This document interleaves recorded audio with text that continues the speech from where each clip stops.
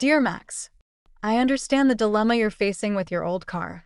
If the car keeps breaking down and repairs are frequent, it might be time to consider buying a new one, especially if the cost of repairs exceeds the value of the car. However, before making any decisions, assess how much longer you plan to use the car and how much you'd spend on repairs in the next year. If the repairs are manageable and the car still has good mileage, fixing it could make sense.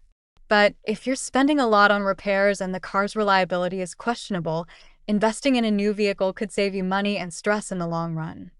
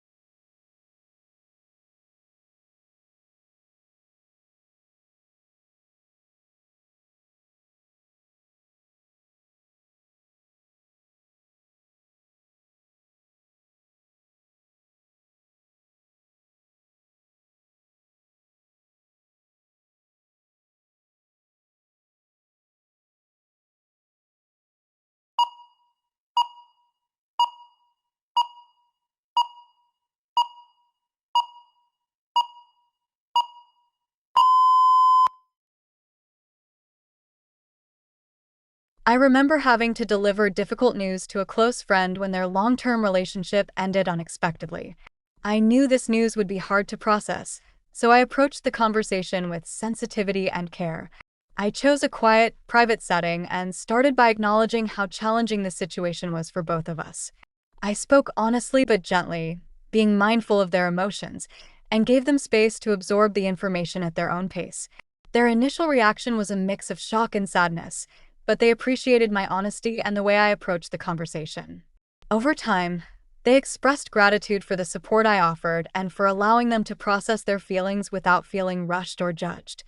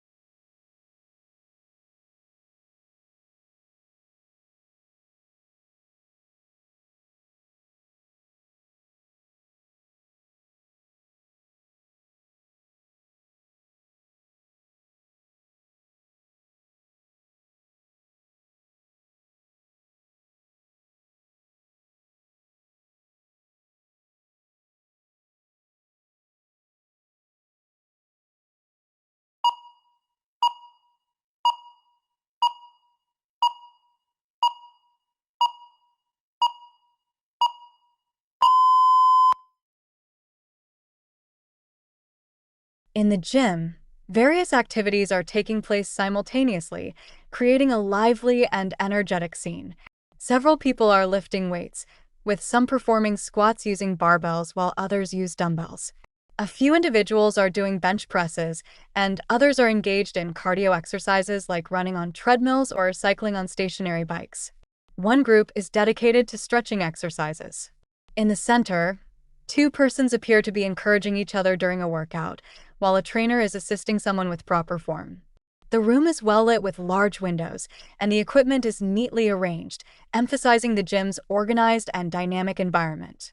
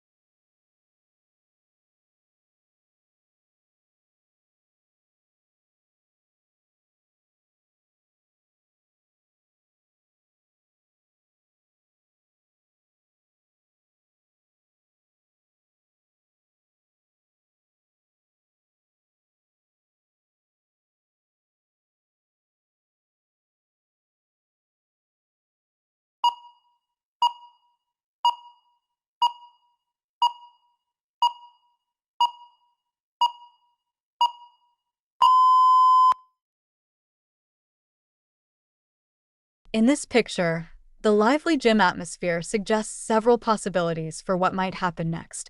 The group focused on stretching exercises may transition to more intensive workouts like yoga or strength training. The trainer might demonstrate additional techniques to ensure proper form for the person they are assisting. The two individuals encouraging each other can continue their teamwork and might try a new challenging exercise. Others on cardio machines may increase their pace or switch to a different activity, such as lifting weights. New people might arrive to join the gym, adding to the energy, or someone might take a short break to hydrate and regain strength. The environment will likely remain vibrant and engaging.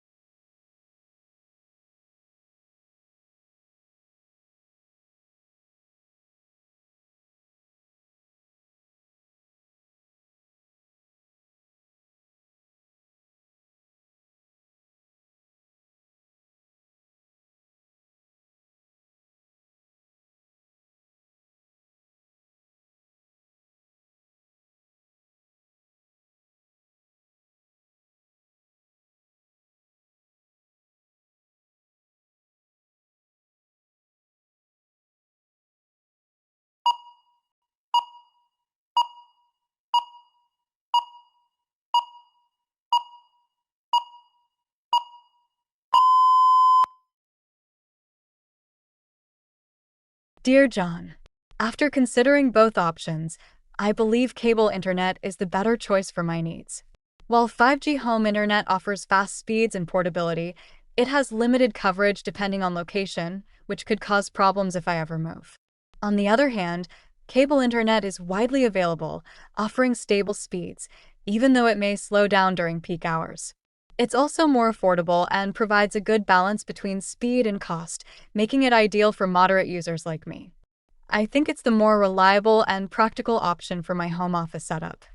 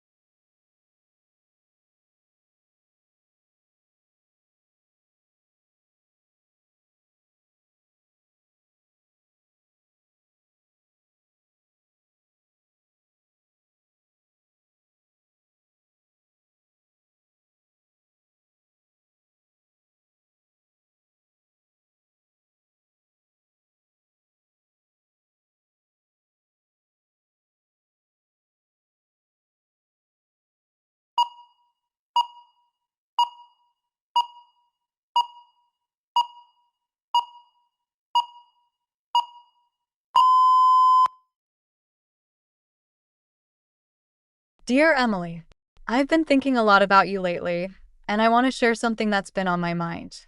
I've noticed that you've been in a difficult situation, and it breaks my heart to see how much it's affecting you. I care about you deeply, and I just want you to know that you deserve to be treated with kindness and respect. It's okay to seek support when things get tough, whether it's talking to someone you trust or getting professional help. You don't have to go through this alone, and I'll always be here for you, no matter what. Please know that your happiness and well-being matter to me.